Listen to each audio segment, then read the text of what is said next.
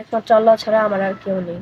আর যদি মা বাবা বেঁচে থাকতো তাহলে এখানে এভাবে আমার আসতে হতো না, হয়তো আমার জীবনটা আরো অনেক সুন্দর হতে পারতো। সুপ্রিয় দর্শক, আসসালামু আলাইকুম। জীবন গল্প আপনাদেরকে স্বাগতম। প্রতিটি মানুষের আসলে জীবনে গল্প থাকে, তার এই ধারাবাহিকতায় এক আপু এসেছে আমাদের ক্যামেরার সামনে তার জীবনে গল্প বলতে। আসলে মানুষের জীবনে গল্প থাকে, তো আমরা শুনবো এবং আপনাদেরকে শোনাবো। কথা না বলে সরাসরি আপুর কাছে চলে যায়। আপু আসসালামু আলাইকুম। ওয়ালাইকুম আসসালাম। আপু কেমন আছেন? আলহামদুলিল্লাহ, ভালো। আপনি? আলহামদুলিল্লাহ আপু ভালো আছে। আপু আপনার নাম কি? মাহি আক্তার। মাহি আক্তার। মাহি আক্তার আপু দেশের বাড়ি কোথায়? কুমিল্লা 14 গ্রাম। কুমিল্লা 14 গ্রাম। মাহি আপু আপনার বয়স কত?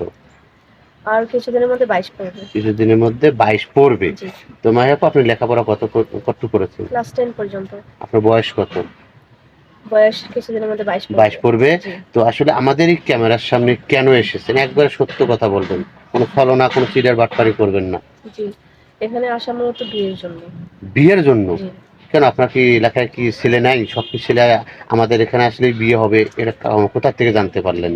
না, আসলে ছেলে তো সব জায়গাতেই আছে, তাই না? কিন্তু তাদেরও তো একটা চাওয়া পাওয়া আছে।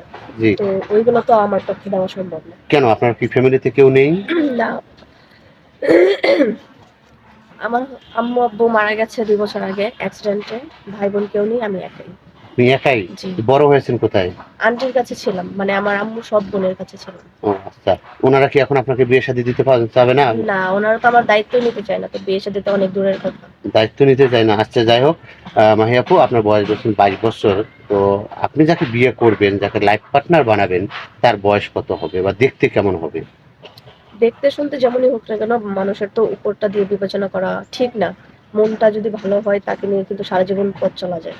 আর বয়সের কথা বলতে গেলে বয়স বেশি হলেও কোনো সমস্যা নেই, কারণ বয়স্ক মানুষেরাই কিন্তু মানে আমাদের মতো মানুষের কষ্টটা বুঝবে, আমাদের বোঝার চেষ্টা করবে। তারা সংসার কি জিনিস জি, বুঝবে। হ্যাঁ। আচ্ছা কোনো আমরা তো এই ভিডিও পাবলিক করবো তাই না? জি। দেশ ও প্রবাস থেকে অনেক ভাই দেখবে।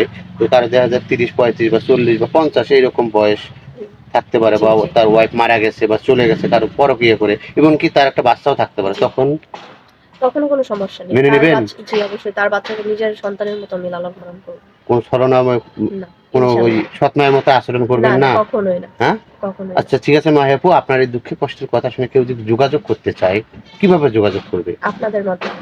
কারণ আপনার ফোন চালান না আপনি? না, আমার নিজস্ব কোনো অনুপ্রেরণা নেই। এত ভয়াবহ অবস্থায় আছেন আপনি। জি। সুপ্রিয় দর্শক, আসলে মাহি আপু সুন্দর একটা কথা বলেছে, কারণ ওনার কোনো পার্সোনাল নাম্বার নেই বা ফোন নেই, আর্থিক অবস্থা একেবারেই খারাপ। তো যাই হোক, মাহি আপুকে কেউ যদি কথা বলতে চান, ওনার সঙ্গে সরাসরি কথা বলতে চান, এবং ইমো হোয়াটসঅ্যাপ খোলা আছে, আপনার অবশ্যই মাহি আপুর একটা স্ক্রিনশট মেরে পাঠিয়ে দেবেন, আমরা যোগাযোগ করে দেওয়ার চেষ্টা করবো। মাহি আপু আপনি তো মুসলিম তাই না আপু? জি। নামাজ কালাম পড়া হয়? ইনশাআল্লাহ। কোনো ভাই যদি আপনাকে বিয়ে করে নামাজ কালাম পড়তে পারে, পর্দা করতে বলে, আপনি করবেন? অবশ্যই ইনশাআল্লাহ, সেটা তো আমার জন্য আরো সৌভাগ্য। সৌভাগ্য না? ঠিক আছে মাহি আপু, ভালো থাকবেন, সুস্থ থাকবেন। আমরা দোয়া করি আপনি যেন আপনার মনের মতো একটা জীবন সঙ্গী খুঁজে পান। আল্লাহ হাফেজ। আসসালামু আলাইকুম। ওয়ালাইকুম আসসালাম।